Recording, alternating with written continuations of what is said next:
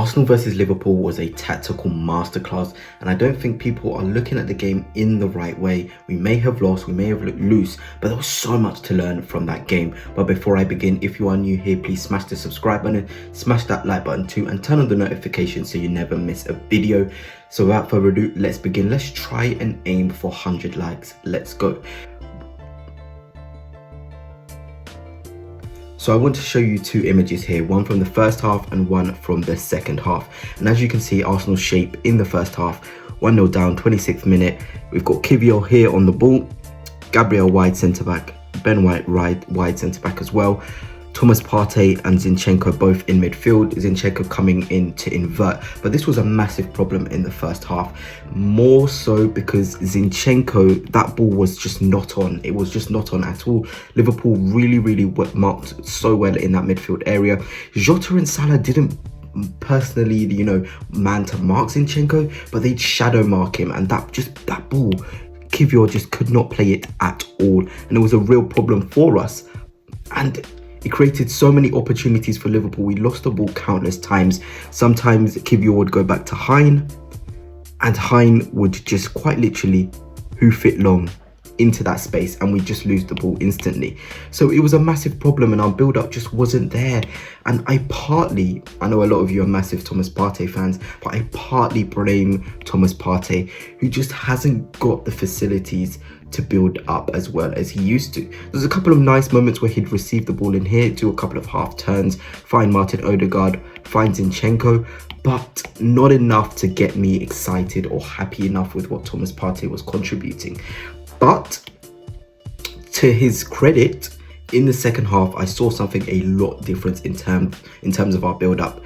So as you see, Kiwior's here, Ben White's there, Partey's there, and you notice Gabriel is out of frame. He's playing left centre-back.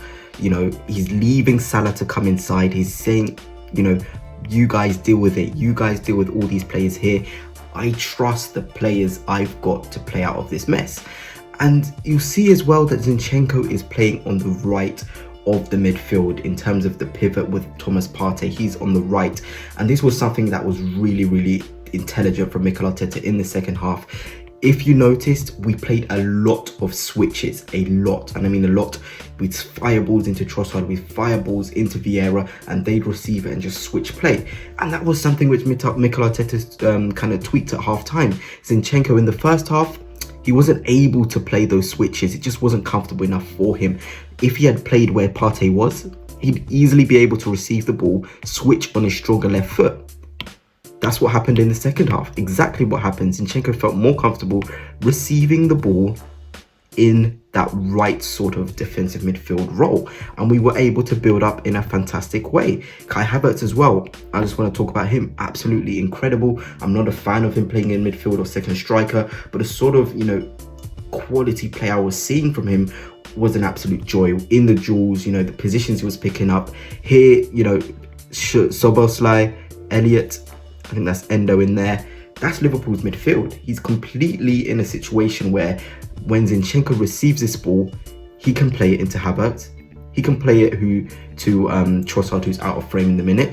But there's just so much options, so much options. And it's just beautiful to see that Mikel Arteta found this out. And, I don't blame us not scoring the second half from Mikel Arteta. We were so poor in the final third, and I'll show you in these next images. So here we go, first half and second half. And I don't want to discredit Arne Slot at all. I thought he played Liverpool in such a great way. Their press was really good. But there were so many moments where we'd easily play out of it. For example, in the first half as well, although I wasn't happy with our build-up shape, we still got ourselves in some lovely positions, and we just didn't finish off the actions. I'm sure you remember this. Martin Odegaard plays in Gabriel Martinelli. He then tries to find Jesus, and it just doesn't work. But just look at how this happened. I haven't got the images for it, but the game came from Kiwior receiving the ball at centre-back and then playing it into midfield. And you've got how many players outside the game? 1, 2, 3, 4, 5, 6, 7. 2, 4, 6, 8 players out of the game, and you can include him out the game as well. 9 players out of the game from just Kiwior receiving it as centre-back, playing it within the players near him. It was as simple as that. And Odegaard was really magic, especially in the second half. He really picked up some solid areas on the pitch and was able to really show his quality, little half turns, taking players out of the game. It was an absolute joy to watch. And sometimes you've got to let individual brilliance, shine. And that's what Martin Odegaard certainly gave us in that second half as well. And I just want to tell you guys that the manager's job is to get you to the final third. Mikel Arteta works on build-up. From the time the ball crosses the halfway line, it's all on the players. It's all on your quality. It's all on how you finish the actions. The manager is out of the equation. It's about your decision making. And this is why I feel like Arsenal fans, we need to calm down. Sometimes we're not winning games. Sometimes we're not potent in the final third, but it's not down to the personnel exactly. Sometimes it's just down to wrong decision making at that moment. Because Mikel Arteta just tells you, I'm going to, build a pattern so you can make it out. Your job is now to finish it off. Against Liverpool, it didn't quite happen today. We didn't quite be as potent in the final third. But again, let me go on to the second half. This comes from a Vieira, pass into Odegaard, into Partey, who then, finds Zinchenko in this area. Again, brilliant build-up. And this is what I wanted to see from Zinchenko, finding himself in more advanced areas. I think he was so wary of Mohamed Salah that he kind of really affected his game. I think there's this mental block from Zinchenko when he's playing against Mohamed Salah, and it's such a shame because I do feel like Zinchenko is a talented footballer and he can find himself in some really good areas when he's focusing on his own game. So this was also a brilliant opportunity. Ball went back stick, nothing came from it in the end. But again, brilliant play to get into this area. It came from little tweaks. Partey playing slightly deeper as well, collecting the ball from high, and it helped us out. And it was just a brilliant passage of play. And Gabriel, I must say, in that second half was absolutely incredible. You see Mo Salah, how deep he is here. He doesn't want to go as high up the pitch. He knows Gabriel has got him on lock 1v1. And I always reference this game at Anfield where Gabriel was playing, sort of left back stroke left centre back when Zinchenko was at left back. He absolutely locked down Salah, and that's what happened in the second half, to the point where Mohamed Salah got hooked. But it's the slight tweaks we don't see when we're watching the game that is really effective. We got into these areas so many times. Balls really did kind of like flash across here, but no one was in there. And I get this point, we need a strike, we need this. No, on another day, somebody is there attacking that and scoring. Today, it just didn't happen. But it was a total masterclass from Mikel Arteta in that second half. And I'll give you another example. So here again, we are the second half, and just look at the positions of the players. This was when Miles Lewis-Skelly was on the pitch. I thought it was absolutely incredible, the line-breaking passes. And this is what I mean when I say this game was a tactical masterclass. Change the personnel, put better players in the positions, and we started to play. I'm not saying Lewis-Skelly was better than Zinchenko, because Zinchenko is probably one of the best players technically on the ball, but he had a lot of confidence coming on. He tried a lot of balls, and it really did help us out. Again, look at Gabriel's position. I talk about him every single time. When we play Liverpool and our left back isn't as secure defensively, just put Gabriel and Salah. It changes everything, and we really did look potent in that second half. And I talk about these switches. Again, Leandro Trossard had the ball. That's the switch. It's going into Vieira, into that space, and it gets there. And him and Vieira were really good when they came on the pitch. Really did switch the play quite a lot, and it shifted Liverpool. The ball moves faster than the man. And look how many Liverpool players are out the game from that Trossard switch. I know you can't see Vieira, but look, 1, 2, 3, 4, 5, 6. 6 players are out of the game.